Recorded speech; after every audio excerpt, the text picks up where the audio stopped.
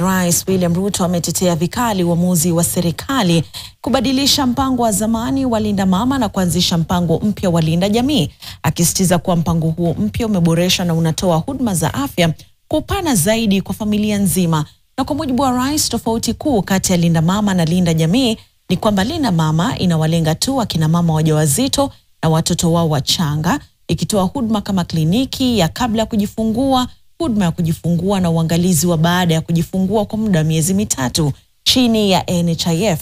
Hata hivyo, Linda Jamii inayosimamiwa na mamlaka ya bima ya afya SHA anasema kwamba inajumuisha mzazi wa kiume, watoto wengine wa familia na mama mjamzito, na inatoa huduma kama vile hali mahututi hadi ICU, HDU pamoja na matibabu muhimu